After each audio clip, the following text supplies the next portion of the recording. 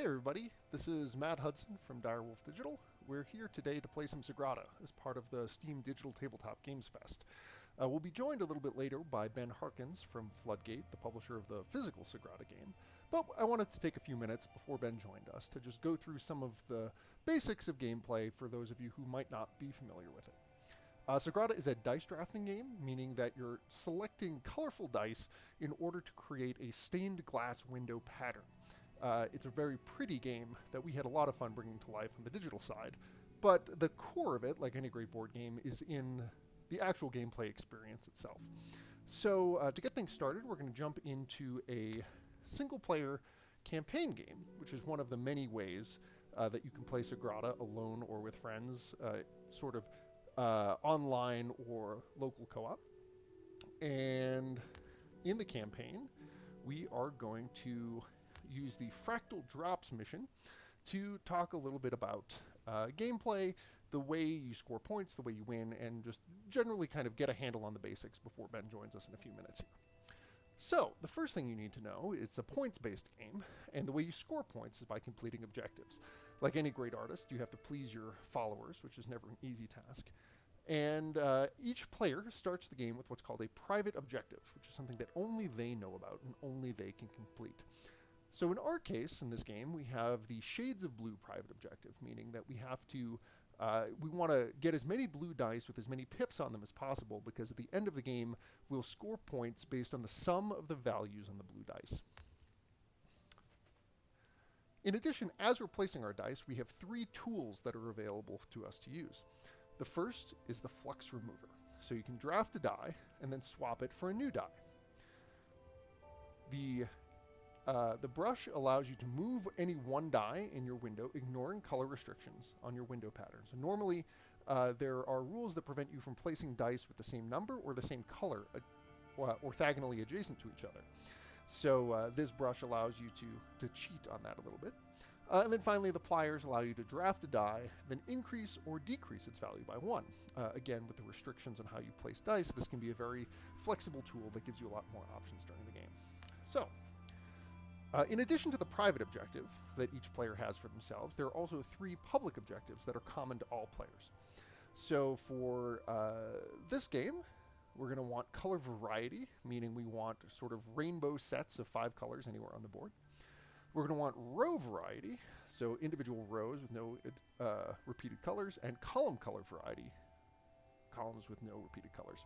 And you can see how many victory points you get at the top for each one of these sets of objectives you manage to complete at the end of the game.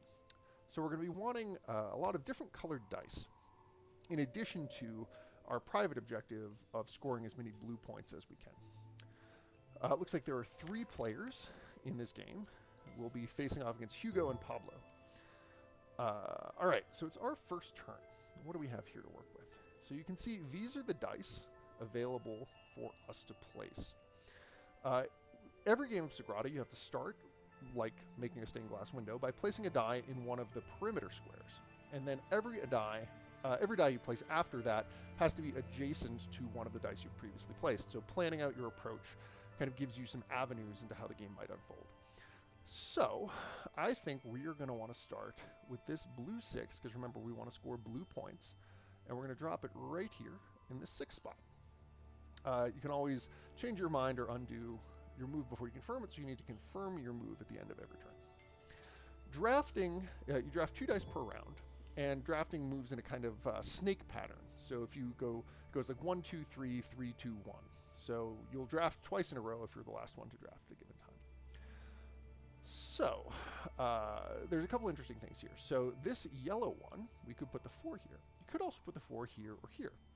But because remember, you can't have dice of the same color adjacent to each other. If we put a 4 here, for instance, we would never be able to play into this square. So that's probably not very good. Similarly, if we place the 2 here, we would never be able to play a purple die here. So why don't we just put this yellow 4 here and call that a day. As you really get into the strategy of the game, you can pay attention to what your opponents are doing and sort of counter draft against them. So for instance, you might see that somebody really needs this yellow 1, and even if it's not great for you right off the bat, you snag it to prevent someone else from getting it. That's a little more advanced than we want to be right now, I think. So this is kind of interesting. We want to, work your way out into the middle of the board pretty quickly here in order to open up your options for subsequent dice, because as the game progresses, things get pretty tight in terms of what you're able to play where. In this case, however, because we can't play a yellow die here or here, the 2 cuts us off. If we play this 2 here, we can't play a red die here. If we play the 6 here, we can't get the purple. So you start to see where some of the long-term strategy really comes in. And in this case, I think what we are going to do is play this green dice right here and see what that opens up for us in terms of options down the road. And remember, even when if you do get to the point where you're counter drafting against the other players, you might not know what their private objectives are. So even then, it can be pretty tricky in terms of figuring out what's possible. So what tools do we have available here? Draft a die and swap it from the supply. Well, that might be pretty good. Move a die, or increase or decrease its value by 1. So we could actually, why don't we do that, just to take a look at how tools work here.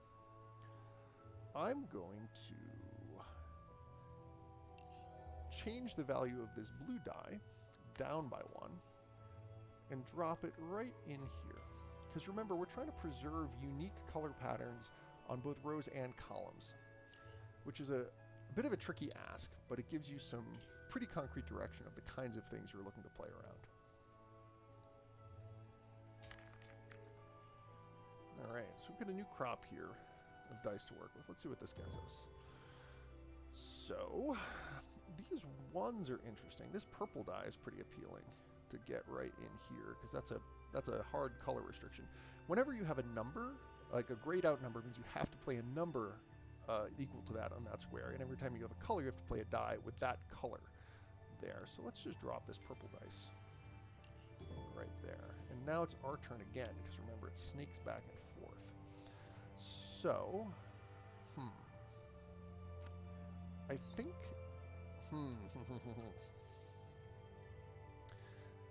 okay, so this is interesting. Let's say, let's look at the row and column color restrictions. If we're trying to honor these, we have to place a blue die here, right? Meaning that these 1s we can't place anywhere over here. This is a 1 where we could place this, but we've already got a blue dice here. So we're kind of looking at these yellows right now. These yellows, you can see where we can put them. If we put it over here, we're locked out of this. If we put it down here, yeah, so there's nowhere we can put that 6 while trying to, if we're trying to play optimally or maximize points. But this 3, however, we can stick right here, and that doesn't conflict with any of our other objectives. You can place any of those other dice there. You don't have to complete your full window by the end of the game, but you score more points if you do, and we're in the business of scoring points, so we're going to see where that gets us.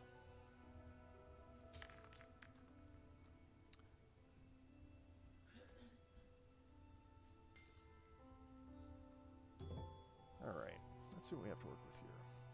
So these yellows are a problem. We gotta get this space open here somehow. Let's see what we can play. A green die would go in here really well, because there's nothing in the either row or column that matches that. So let's try this 6 right here. And that'll open up some of the squares in the lower left-hand corner of the board, in addition to meeting our color objectives. So let's, we know we have to put a 4 here, so let's put this 5. So you can see as the game goes along, the puzzle component of it becomes a little bit more pronounced, and you really have to pay the price of some of the choices that you've made earlier in the game, which is a fun challenge to try to overcome. Okay, so now we know we have to put a blue die here. We don't have any restrictions so far in terms of the number or the numbers if we want to keep in terms of we can't match the 5. We can't go an extra 5, but that's not an issue. We can play this right there.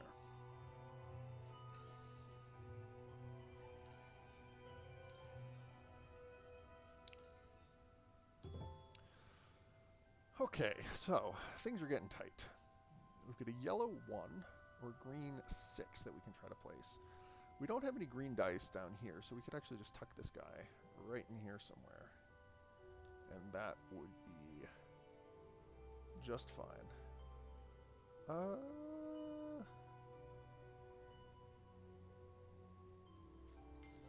Let's say we'll do that there. See where this gets us. I don't pretend to be a great Sagrada player by any stretch. There's some really talented folks out there who go super deep on this. For me, it's always more of a muddle through as best we can and then try to learn from the experience. Okay, so we can't play a blue die here. We can't play a green die here. We would rather not play a yellow die there. We can put a yellow die in this row. Yeah, see, we're starting to have problems here. This one looks like a great spot for a yellow die. So now you can see we've got 1 yellow dice in each column, and we've got 1 yellow dice in each row, so our yellows are going pretty well so far. Now, however, we get into the unfortunate situation of it's our turn again. So, what do we got over here? There's a really fun little X-ray tool that lets you see what requirements there might be hiding under the dice you've already placed. This is, I think, a blue. Yeah. So, we could play this blue 2 right here, but that's going to cut off this row for color uniqueness, but it will complete this column for color uniqueness. That might be... What if, though, we move this blue 4 up here and cut off this row and then snuck a blue 2 right in there? I kind of like that. So what if we do that? And actually we can even put a 3 in here because it's worth 1 more point. See what that does for us.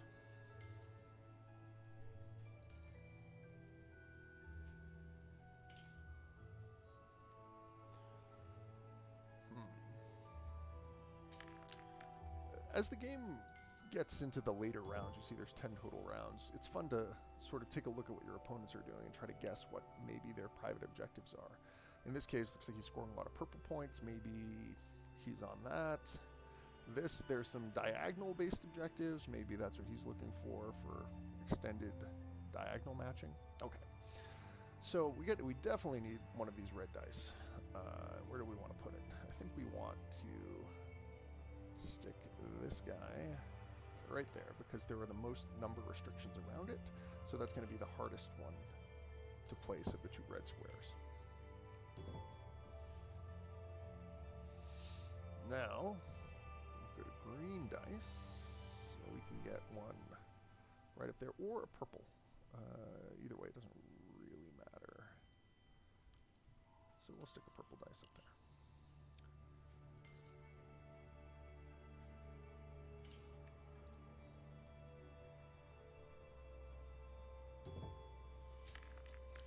Alright, we definitely need a red. Yeah, that red is going to be great for us. So we'll do... Oh, but it's a 5! It's a 5. Alright, what is this? Draft a dice, hope for new die from the supply. Okay. So we're going to draft a dice. And I'm going to take this purple and instead... okay. Well, let's see what we can salvage here. So if we grabbed a purple 4... I think that will turn out okay. And we can play that there. So not optimal. Misclick on my part. And we lost our red 5. Okay. Now we can play that there or there. So one would complete a row, one would complete a column. And this we can play there. Column's busted anyway. We'll put it there. So, we left some points on the table here in this game. That's okay. We make mistakes. let's see.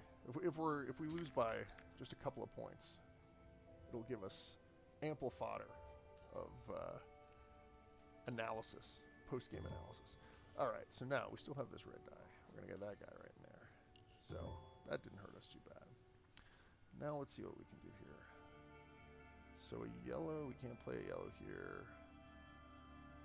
Blue here. Looks like it might be our best bet.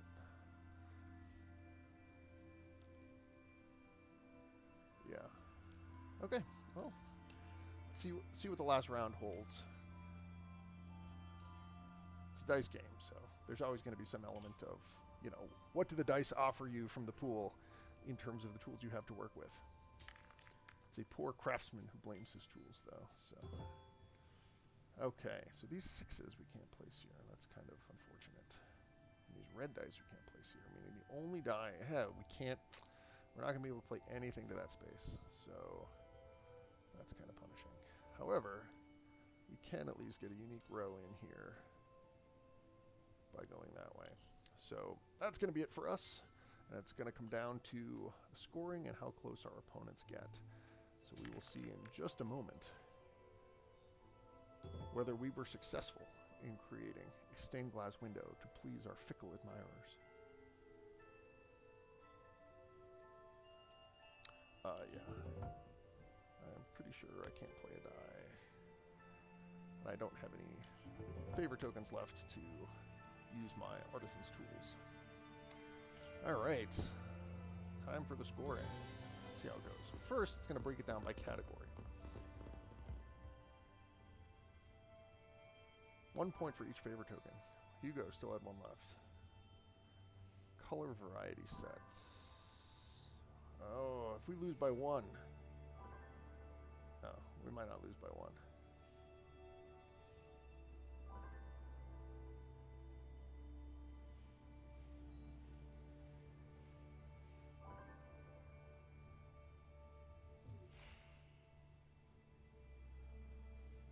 Yeah, I think that misclick killed us.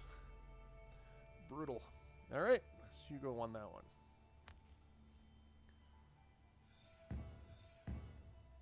Two stars for second place. So, with our 2-star finish in that challenge, you'll see that we are able to unlock the next one. So those are the basics of Sagrada. You can see there's a lot of depth going on, a lot of subtlety to the choices you make and how they play out over the course of the game. We'll be back in just a few minutes to sit down with Ben from Floodgate, and he'll be able to walk us through some of the more detailed and nuanced parts of Sagrada. But it's a really fun game, and we're really excited to have it here participating in the Steam Digital Tabletop Fest. We'll be back in just a minute.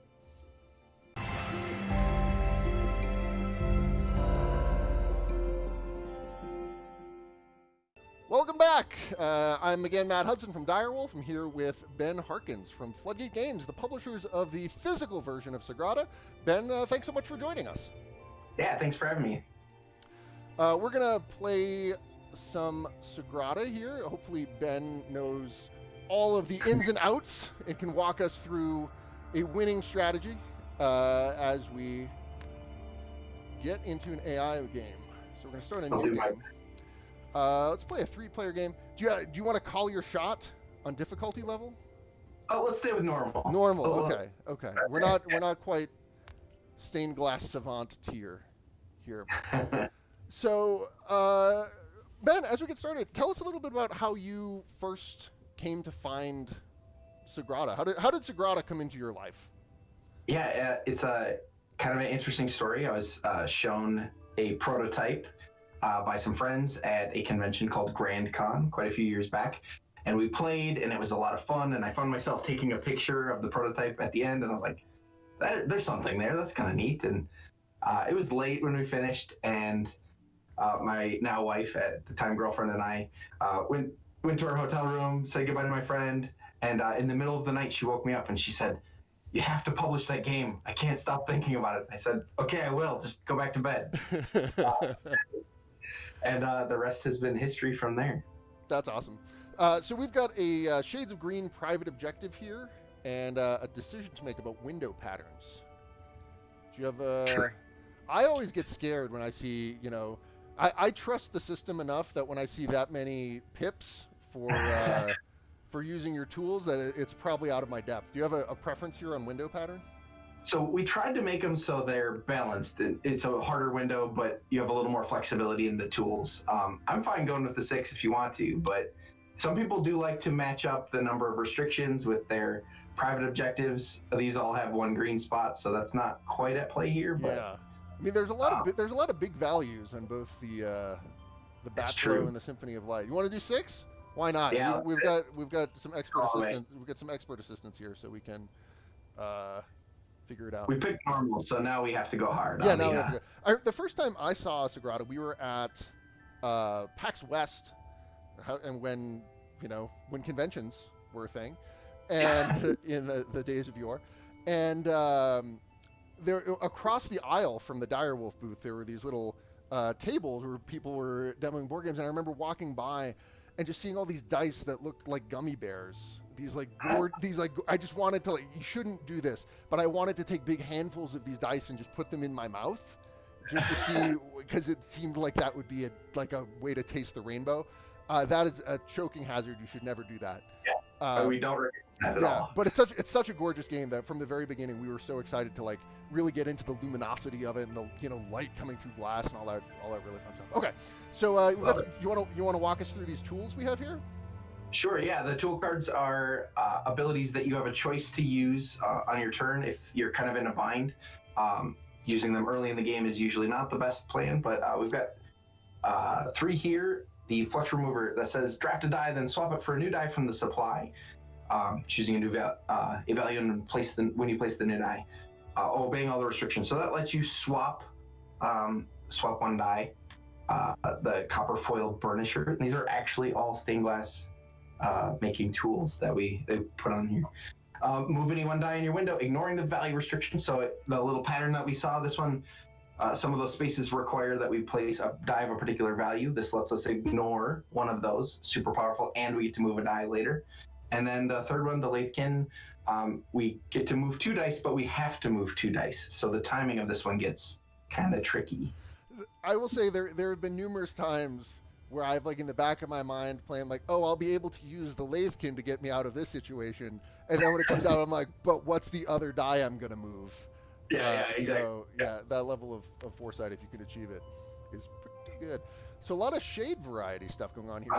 Shades are, in Sagrada, what we call the numbers on the dice. So we're looking for columns with shade variety, meaning that the same number does not appear in any vertical column. Over here, shade variety with sets of dice anywhere on the board, 1 to 6. We'll score 5 points for each one of those. And then the medium shades for each pair of 3s and 4s scattered around the board. We'll get 2 points. And again, these are the public objectives that anybody can score. All right, let's see what we're working with. Look at all these. There's so many. We're going to go mad with tool power. I love it. A lot of purple. All right, we're up first. So, all right, our first die has to be placed on the outside spaces of the window, so those purples aren't working super in our favor for the color reasons, but. So, I mean, one of the things too to keep in mind is that anytime you place a die, you can't place a die of the same color or the same number orthogonally adjacent to it. So, if we dropped a 5 right here, we wouldn't be able to play to this purple space, so that's probably not a very good move. Not a good move. Can't recommend that. And additionally, because dice have to be played adjacent to either diagonally or orthogonally adjacent to an existing die, one of the things that I tend to find in the beginning, the first couple of turns, is to just sort of work your way into the center and open up more of the board so that you have some more options to carry you through as far as that goes. So I like it. And I think that yellow one leaves us with a few options from this pool of dice. I think that seems like a strong opener, and then it knocks out one of those restricted spaces too. Yeah, I would agree, especially because once we play the one here, we're going to get another die this round, right? After our opponents are going to draft 4 of them. So either a blue or the 6, or we've got some options in terms of what we'll be able to play going next. So I think we'll see what they do. where they get started.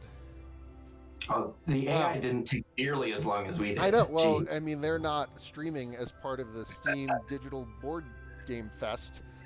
They're adding 0 to the conversation. Exactly. Here too. Exactly. It's just really dead weight. Okay, so now it's back to us on the wheel at the end of the round, and then the order will change up in the next round. So we've got this 5 and we've got this 3.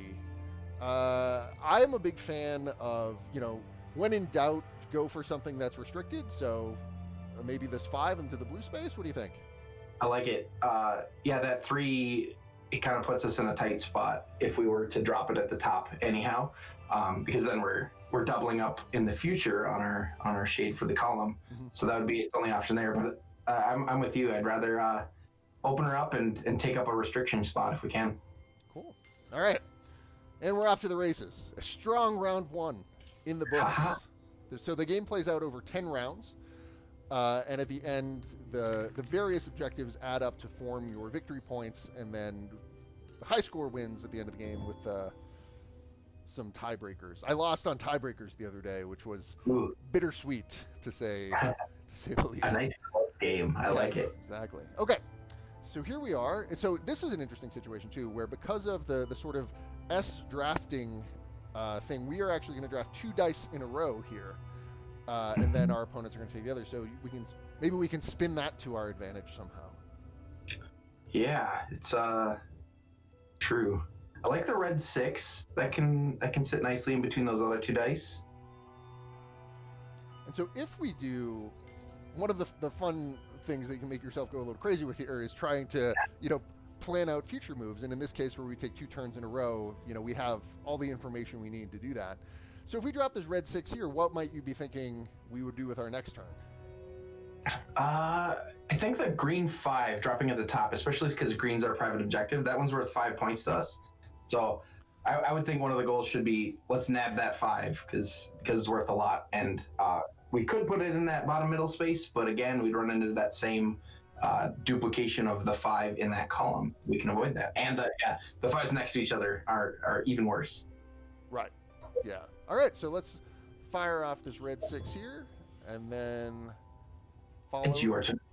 Yeah, it is now once again our turn. And follow it up with a green 5. So the board's starting to open up for us here. We don't have any huge problems yet, which is good.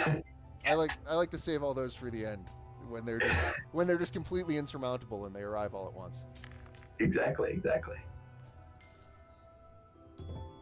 Okay. Oh, things are tricky here. All right, what do we got? Sure would be nice to grab that green 6 if we could. Yeah, but what would we do with it? I know. I mean, maybe down here in the lower left-hand one corner? of these spots is all right. Yeah. But maybe we can do better. Do better. That's our goal with every turn. Be better. Step 1 is find a legal play, and step 2 is see if anything is better. I love it. I kind of like this purple is tempting here. We couldn't play the 4 here without choking out the middle, and dropping the 1 in there is pretty good, but I don't know if that's worth it compared to, it would definitely make some progress towards the center of the board. It matches our shade variety requirements. And what I really like about that too is that purple can't be a 5 or a 6, and it probably shouldn't be a 2 or a 4. Right. So really, a purple 1 or a purple 3 are all that can drop there. Right. So that seems pretty strong to knock that one out. I'm so greedy though, and I hate passing up 6 easy points right down here. But let's see. So here's, if we want to go real deep, should we look at our opponents and try to see what they're gonna? We should indeed. What they're gonna do? Oh man, no one's grabbing that green. Here's Cecilia. Oh, 100%. Definitely, this player is definitely not taking that green 6 because the only put it here. No, they're garbage. Oh, we got it. We're gonna get it. So it'll wheel.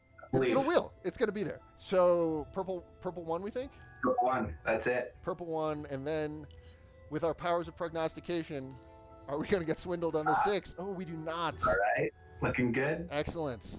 Nice. It's all part of, and what about here? Oh, is that better? Ooh. I didn't even think of that. So that's a decent spot because we knock out the green. We kind of have the putting it in the corner by the 1-5, the yellow and blue 5. We're kind of encroached. We can fit there too. So I think they feel about the same. 6 is pretty nice with the 2, 4, 5 around it.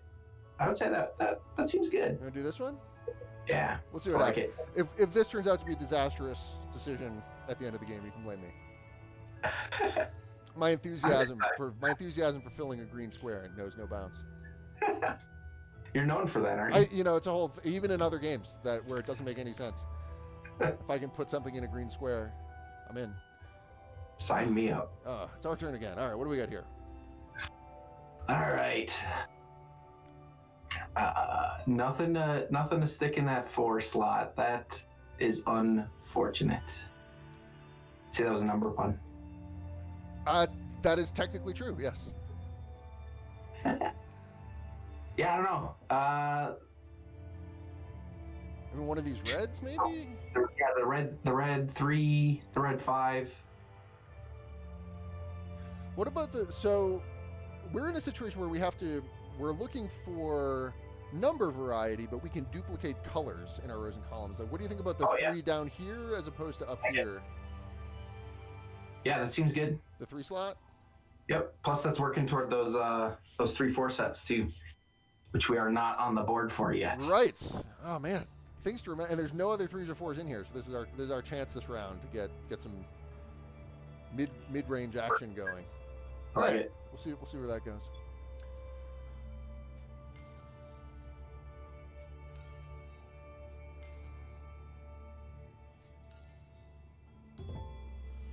Back to us. Back to us. Well. So red 5. Yeah, putting another red in the row doesn't hurt us given this setup. If we were to drop it toward the bottom right. Yeah, right here. You mean? Yep. Yep. Similarly, up here doesn't hurt us, but this might be better. I don't know. What do you think? They feel pretty close to me. I could go with either of those, but I like taking up the restrictions when I can and not filling the empty slots. Yeah. If you keep them open. So here? Yeah. Final answer? Final answer. Final answer. All right. It seems like our opponents may not be playing or have purple as their private to pass up that 6 too. Yeah. One of the things I always like doing is speculating what other people's private objectives are. I have this fantasy life in which I can use that to inform my own decision making. I don't get there. I rarely get there, but I know it's possible, and that's sort of tantalizing. Well, as long as you feel right, isn't that all that matters? Yes. It feels like I'm playing optimally. All right, so we're back here on where we get to double up and take 2 dice in a row. You want to check? Do we remember what our tools are? We should check in on our tools. Draft a die and swap it from the supply. So the supply is the dice bag, as opposed to the row. Is that what this is called? The draft pool. The draft pool, or the dice at the top. So take a dice from the bag, roll in, and that's your drafted dice. Yeah, so it's a random color, but we choose the value. Yes. Oh, right. This is the one where you choose. It doesn't roll. Right. The burnisher, move a die, ignoring the number restriction. So, for instance, we could put a 3 in the 4 spot if we did that. You got it. Awesome. All right. Well, hopefully things aren't that dire yet. And then this is the move 2 dice at once. I don't think we're not ready to think about that. Okay. We do have a green 6 in the pool here, though. That's looking mighty true. Nice. Because of our private objective to score green points. Is there a world in which we can grab this 6 and this 5 and score 11 points in this round right in a row? It's got to be. That has to be possible. I just choose to believe. All right. I think if we drop the green 6 in the middle bottom space, right here, and that would free up the bottom left space for the green 5, and then we maintain all of our restrictions for the future. We don't break any rules. We have to put a 4 here anyway, unless we cheat and put any dice there. It's true. Just because we can. Look at that, 11 green points. Bam. cruising. Never in doubt. We do have to kind of keep an eye on those sets of 1 through 6 too, because we're pretty top heavy. Yeah, maybe we can do an audit here on the next round and see what numbers we're missing. All right, here we go. So we've got 2 1s, no 2s, 1 3, no 4s, and 5s and 6s for days. Okay, so. Well, 2s were kind of covered because we'll get 2 2s from the slot as long as we fill those how they want. Okay. This pool down here does not look like it's giving us what we're looking for. It's not my favorite. Huh.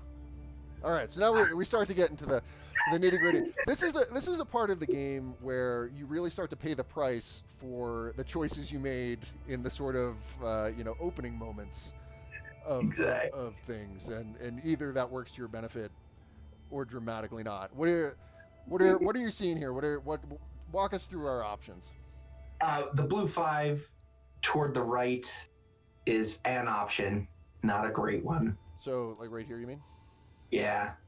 One of the fun things about the digital version of Sagrada also is that it can help you with some decision making, where if you select a die like this yellow 1, it will highlight the squares that are legal plays. So sometimes, only that guy. And similarly down here, if any of these dice are not able to be played anywhere on the board, a little glowing perimeter around them will be grayed out. So it can help you sort of like at a glance with some analysis of the situation. Very good. So, and I should mention too, we may want to hold off as long as we can on using the tools, since it does cost us 1 point for each one that we use. So yeah. So right now we're sitting on 6 free by virtue of working on a harder window, victory points at the end of the game that we can cash in to use these tools. And the costs of using the tools are down here. So 1, or 2, and they go up when other players or you, I suppose, use the tools. So subsequent uses of them become pricier as the game goes on. So there's a kind of a give and take on how quickly you want to use the tools. So you're thinking this blue 5 maybe? I think that can fit there. And then since there are 2 of those yellow ones, it's likely we'll get one of those back. We can drop it up on the top, toward the top left. Right yeah. Yeah. Possibly, yeah. I don't know if there's a couple other options, but I like it. Nothing. I like it. I like the fighting spirit there. All right, let's see where that gets us.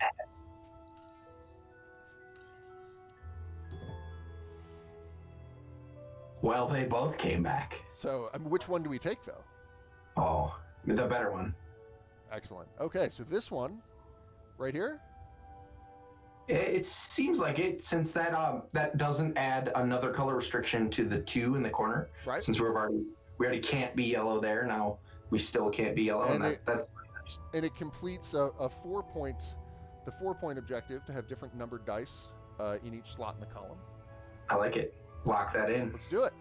I like it.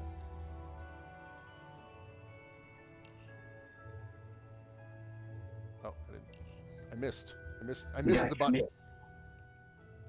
It could sense my hesitancy. Are you really, really sure? Yeah, I just want it to be my turn forever. Okay.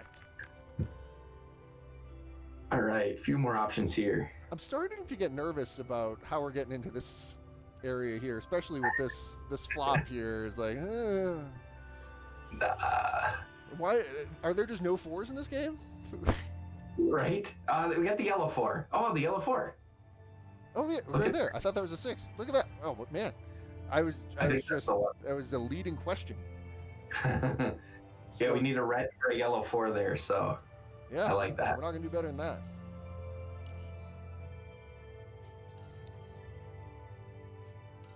So I'm curious, coming at this from like the physical game publishing side, what have you seen with your fans, your players, the players of the physical board game Sagrada that's been out for a few years, won a bunch of awards, was one of the sort of darling games really of the last 5 years. What's the conversation with those players been like since the introduction of the digital version? It's been great. Like we have fans of the game who are just happy that they're able to play now on the go, which they like. A lot of we get quite a few players who play very regularly, and this helps that happen. It opens people up to be able to play with new people that they weren't able to with the physical game, which is pretty nice. There's even an ad hoc Discord server that runs tournaments on a monthly basis, just for fun. They organize and run their own tournaments. So all of those things, I think, wouldn't be possible if it weren't for the digital version. That's awesome. Yeah, I mean, one of the things I definitely feel when it comes to playing, I play a lot of board games. I don't like losing, and being able to practice a lot at a game and get better at it is something that I find personally very enriching. Again, to avoid, ever losing. So you can lose in the privacy of your own home now. Like, yeah. not Oh yeah. around. Yeah. You can play against the. You can get into a solo game against the AI. And just flagrantly rage quit when you make a terrible error on like turn 3, and it doesn't ruin the dinner party.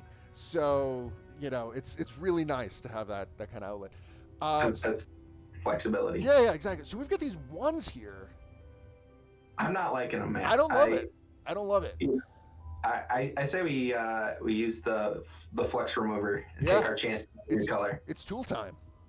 It's tool time. So we're gonna draft a die. And then we're going to pick a random colored die from the bag, and then we're going to decide what number it is. All right. Do you want to call your shot on color? What are we getting? Oh, man. What are we getting? We're getting yellow, but I think purple is the right color. That's what we want. We won't be able to undo it. This is for keeps. We really, really want to do this. This is like we got to turn both keys at the same time kind of thing. All right. On 3. 1.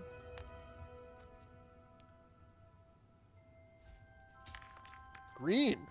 All right, so we can take a look at the board and see what we want. That was a twist. I know. Nobody predicted green.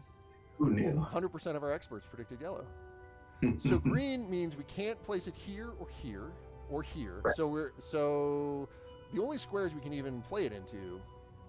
The bottom right. We can play bottom right or top left. Do we go for the green 6 if we go on the bottom right, 6 points straight up, or do we work in those sets and fill the restriction by top left with the 2? With the 2. Those are the choices. It's 4 more points, right? It's 4 more points, but it also, like, we may be pigeonholing ourselves to lose the 4 points plus 5 points from a set if we're not able to do that top left. So it's the conservative play would be to take the 2.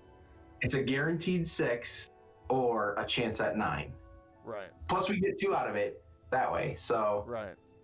Chance at 11. Oh man, that is a trade-off. We got to do the 2, right? Yeah. I mean, it feels like the you got to gamble for the big points. Right. All right. So we're going to tuck that 2 right in there and feel like everything is great and have no doubt whatsoever that we made the right call. Yeah. No regrets. No regrets. Yeah. Look at that green 6. Came back. If you love something, set it free. I love it. It came back to us. It was meant to be. Is there anything else here that we need to look at though? Like this purple 3 over here would do that trick there. It's one of the few things that can go there. The red ones they hate us. Yeah, exactly. The red ones are poisonous. So it looks like it's either green 6 down here or purple 3 over here. Yeah, the purple 3 can drop toward the top 2. Oh, up here. Yeah. And that gives us access to that top right corner 1 slot for the future. Though none of these ones. Exactly. None of those ones, even if they wheel to us, none of those are great. But again, I feel like we're really hitting on the snake drafting thing. So we're going to draft twice in a row here. So we get everything. We get everything. The whole world is ours. This is what happens when you make the game you can cheat. That's where that green 6 came from, isn't it? Yeah, I mean, it's a console command. You just got to say what dice you want. So if we assume we're getting both the green 6 and the purple 3, and the green 6 is going to go down here, right? So then it's here with the 3 or here? I think I'm with your original plan to drop it in the left slot, because it's pretty narrow what can go there. Yeah. Yeah, I feel like we're gonna have trouble up here one way, but we have all these tools. We got a million tools we can use. And we locked in that column now too. Man, this is going. Yeah, I feel like this is going well. But that is the way I always feel before I get blown out by 45 points. So it almost feels like two experienced players are playing against a normal AI. We'll see. We'll see. Yeah, we don't know that for sure. Yeah. Yeah. I definitely had a game earlier where I felt like things were going great, and I lost 45. I lost 45 to 13. That was legitimately the final score, and I was just like, that was horrific.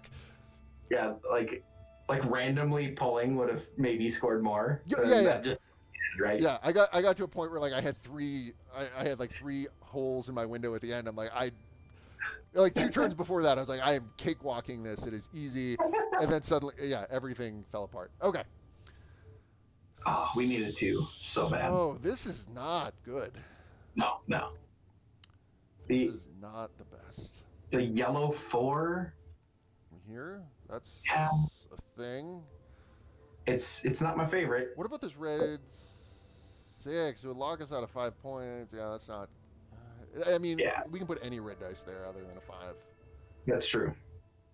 We don't want to do a 1 or 2 if we can avoid it. So it's moving 3, 4, and dice, 6. Shuffling things around, or we could, we could. It feels like we don't need to flux right here. So we got these yellow 4s. Or what about the purple 4? Does that matter? The purple is nice in that it doesn't add the additional yellow restriction on the 2. So now we can drop a yellow 2 if we need because to. We already can't play a purple 2 here because of this 1. Yeah, so maybe this? Yep, and it leaves our opponents with fewer options. There being 2 yellow 4s is probably not desirable for them. Right. Unless their secret objective is all yellow 4s. they have a promo card for his very specifically yellow 4s. Yeah.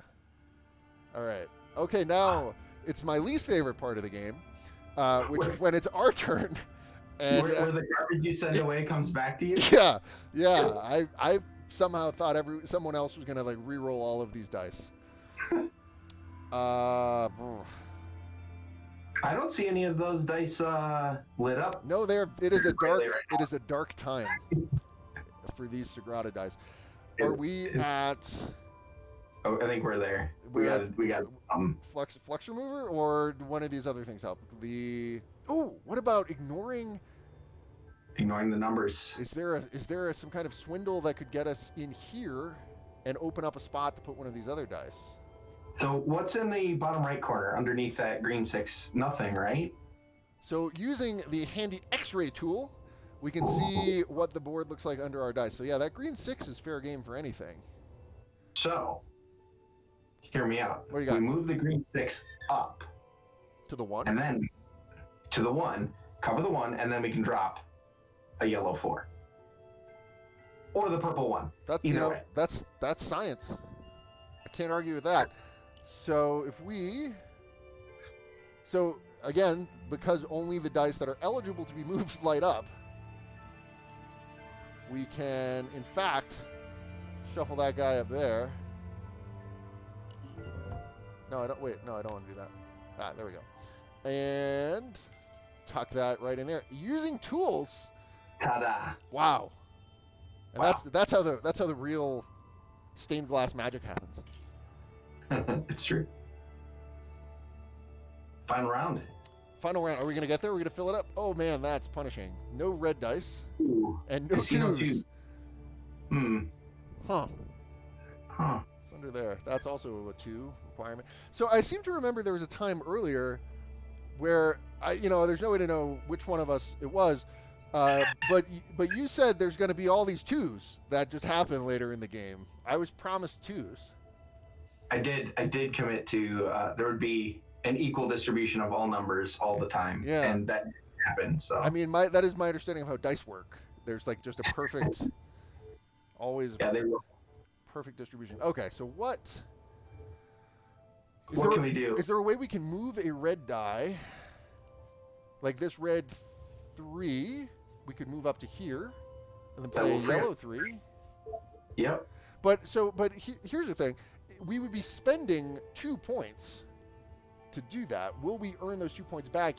Yes, right? Because that will give us this column that we otherwise can't get.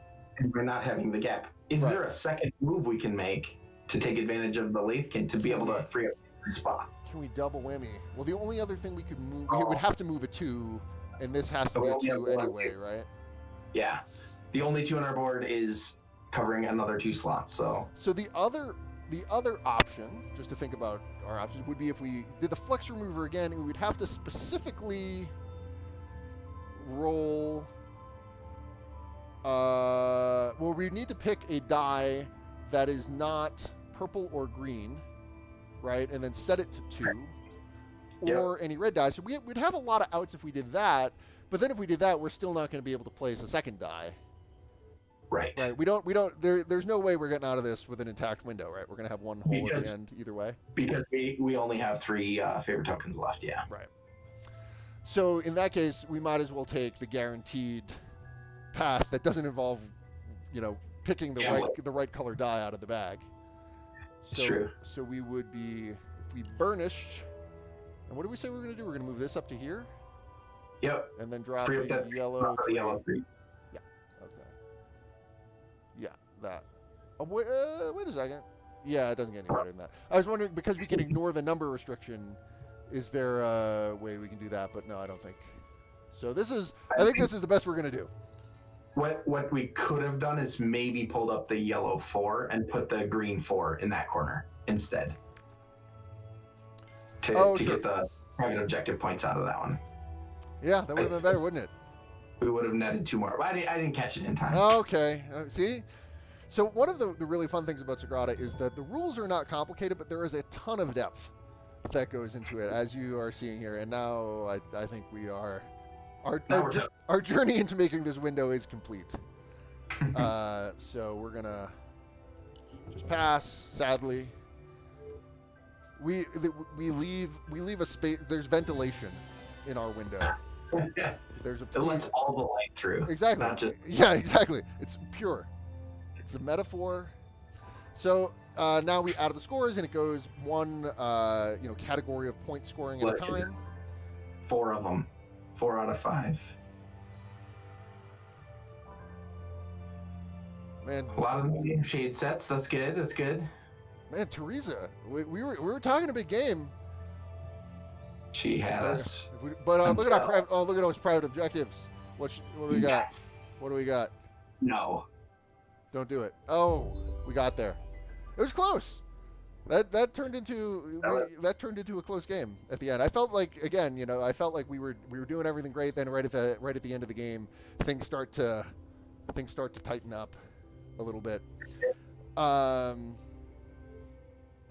Look at that, it's so pretty. So it's beautiful. I love the little flicker light effect coming, like little dust settling or. Oh yeah, and now we can just sort of meditate and revel in our victory. Yeah, exactly. So this has been Sagrada for us on the the digital side at Direwolf. One of the things that we always look for in games is not just the how can we do a straight translation of the X's and O's of the board game experience, but really how can we breathe some life into it and make it feel a little bit atmospheric and environmental. And this is one of the ones for us that was, really a no-brainer from the beginning. Apart from it being a really fun strategy game, it's so vibrant. The colors are so present. The atmosphere lends itself so easily to, we always look at the things of but what if we turned it into pixels and shined a bunch of light through it? Because we're suckers for that kind of thing, and it's been a really tremendous experience that way. So. One of my favorite things is the sound design behind the game too. The little clicks and clashes of the glass, and when the dice are rolling, it complements the gameplay so well. It's so immersive. Oh, the kinetic experience and the feeling like you're really doing a thing is always one of the really fun things that we look for. So we've got a couple minutes left here. Do you want to talk a little bit about some of the other modes that we can play? Yeah. Sure. We played versus AI, so that was just a straight up one-off game, and that was nice and fun. And then you're kind of done with it. But you guys put in the campaign mode, which I think is super cool, where you actually play through every one of the little puzzles that we have here, and then you have your pretty standard star system, so you can try and 3-star everything if you dare. It's a good time. I really like that. And relatively new is the solo mode. So while you can play alone versus the AI, there's actually in the physical game, we have a solo mode where there's a little bit of a tweak to the rules, and you're playing against yourself in a sense, in that every die you don't draft adds toward a score that you're trying to beat. The difficulty tunes how many tools you have available, and you can burn dice by using those tools. It's a real good time. Yeah, it's really great in solo mode because it gives you this extra vector where you're trying to beat the benchmark of the sum total of the dice you don't draft. So it gives you this other kind of, approach to manage in terms of like, well, I would kind of rather have a 2 than a 6, but by taking the 6, I also keep the target score that I need to beat lower. So it kind of provides a little bit more depth in decision making for a solo player experience that I am frequently I outwit myself by, but yeah, provides a lot of additional challenge there. Cool. So we've got a bunch of expansions too for the physical game.